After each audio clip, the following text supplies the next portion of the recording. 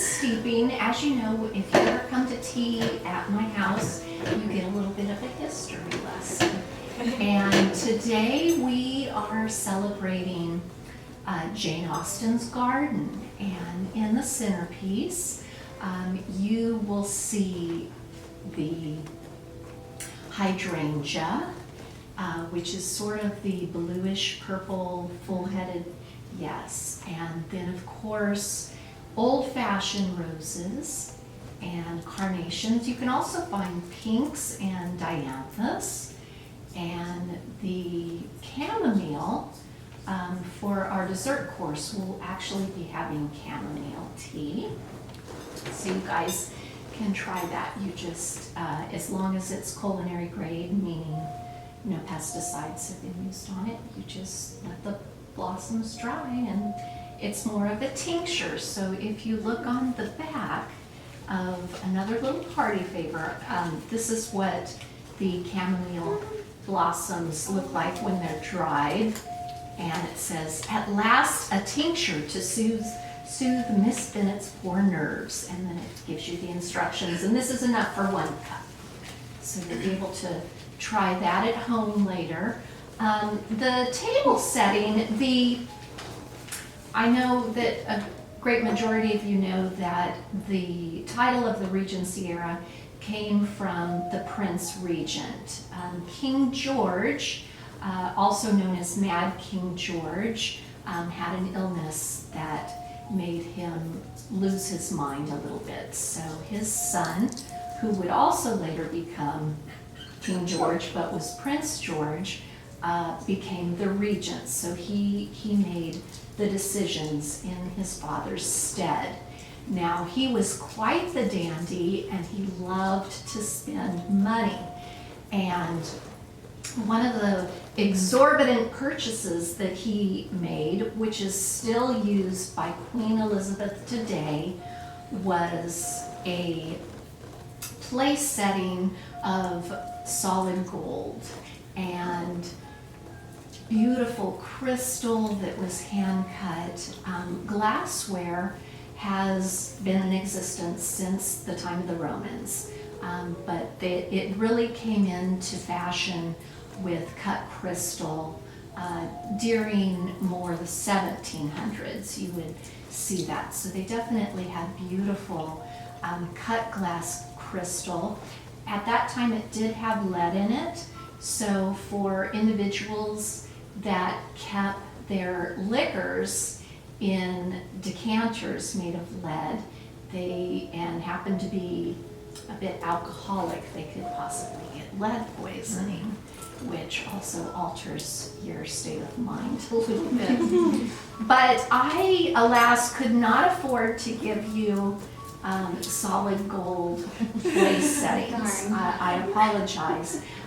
They didn't really have much in the way of colored glass. That would be more in the Victorian era. They did have some. They had red and green and cobalt, opaline, and yellow was in existence.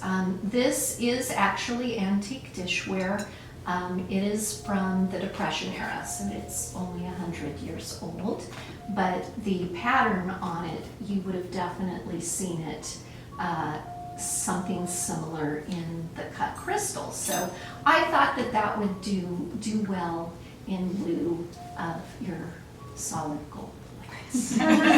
This is the poor man's tea. So we're going to be having salad first, and so if our beautiful maiden and I am going to serve your tea. Now, you may have noticed on the other side of the center floral arrangement there is a sugar cone, and that's how sugar would have been served in the Regency era.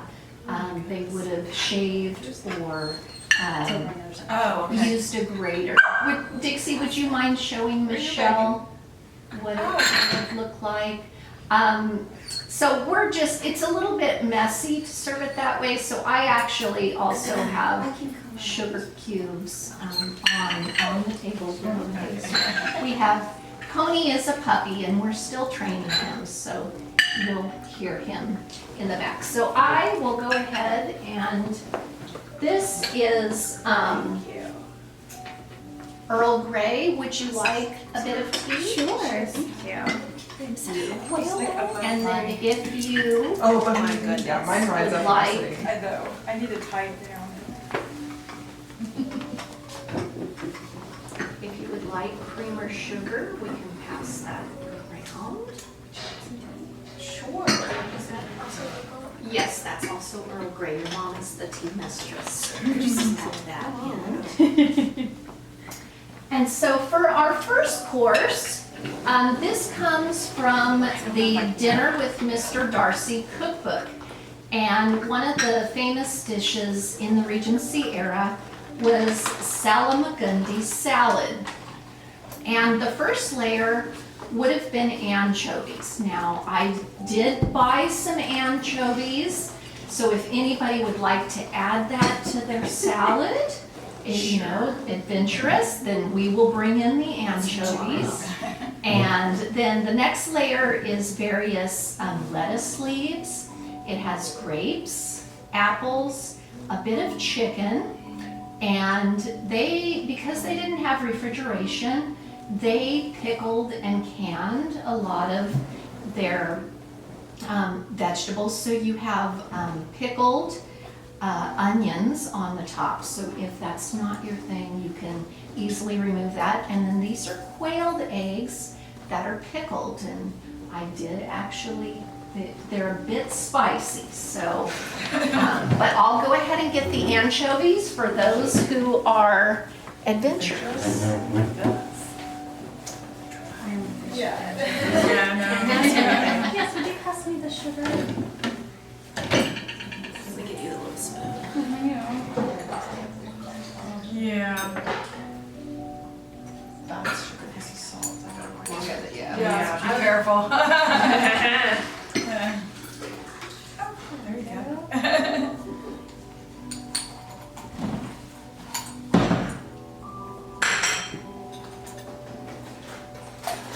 I'm supposed to do right, but whatever.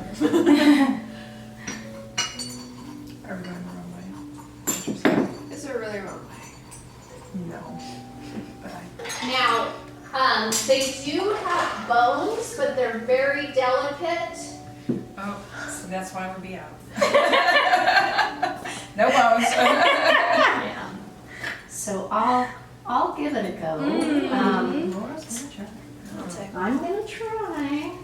I'm being adventurous In with the my spicy eggs. So Accuracy, come a on. historical. There you go. Let's see. Okay, I will Okay. try. I don't know if that's dedicated to historical accuracy.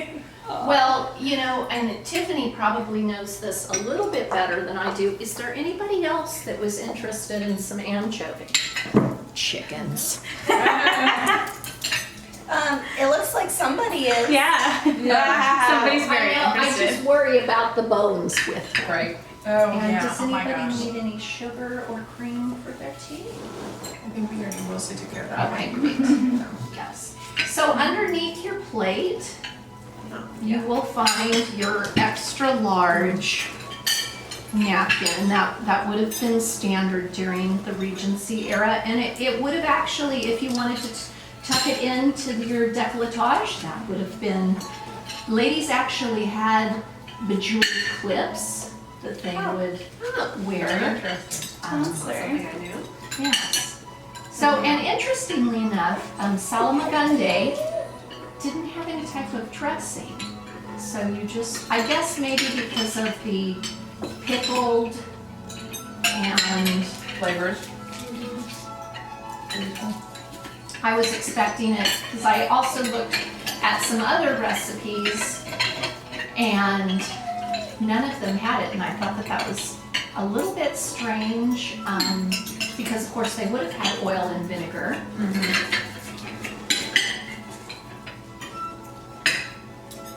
But it's sort of a sweet and salty kind of combination. Wait, what's Yeah, I'm the really yellow spicy. things? I missed that. Those are quail's eggs, and they the have, little yellow. those are apples. Okay. I think that quail egg is spicy. Yeah, it is spicy. Yeah, it's good. You know, I don't mind. I ate the anchovy with the apple, and it was kind of an interesting balance.